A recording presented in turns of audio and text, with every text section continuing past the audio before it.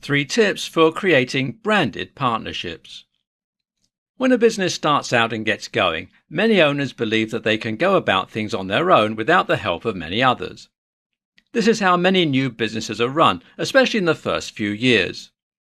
People want to forge their own path, do their own things, create a brand and personality for a company that feels completely their own. Plus, it's not always easy to find a brand partner in those early days. Most other brands and businesses aren't eager to sign on with another that hasn't proven itself yet.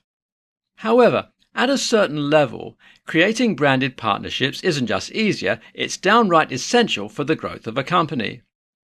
By making a strong partnership with others, a company can grow and find a bigger audience, a more loyal fan base, and more ways to improve their bottom line and expand their reach.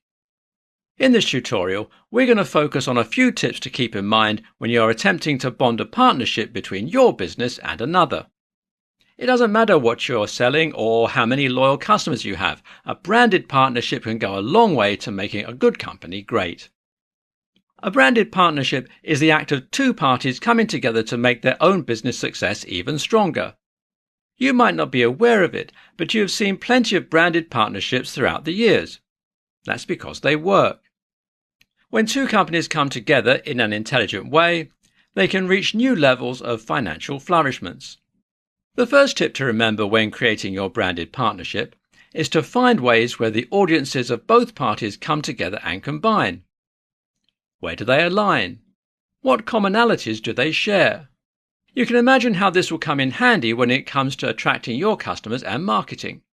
If you can find the overlap between both customer bases, you can really craft a campaign that will speak to all of them at once. If your customers don't care about the products provided by your partner, then you will quickly see that the partnership isn't working and you should rework your plans. Rely on research to figure out how you can speak to both customer bases at the same time and really improve the bottom line for everyone involved. You should also create expectations for your new partnership, but you should never get carried away with them. While two companies coming together can really help the sales for everyone, it doesn't always happen overnight. It's smart, actually it's essential, that you keep your expectations in check. What do you expect from this partnership, and when do you expect to see the results? Remember that expectations are also goals, and it's smart for every company to have goals. But perhaps the most important tip to always remember is that you should really understand your product and your company before you attempt to make a branded partnership.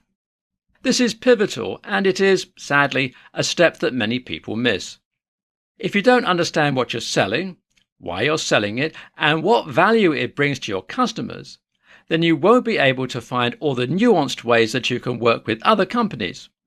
Also, if you're not truly familiar with your products, then you likely lack a company culture, and this will also close you off to so many opportunities with partnerships. Knowing your product inside and out means knowing what you sell, who you sell it to, and what it provides to people. Once you've mastered your knowledge about that, you'll see that you know more about your company, what it is, and what it can be. Before you can really create a meaningful partnership, you need to truly comprehend what your company is and what it stands for, and specifically, what it sells.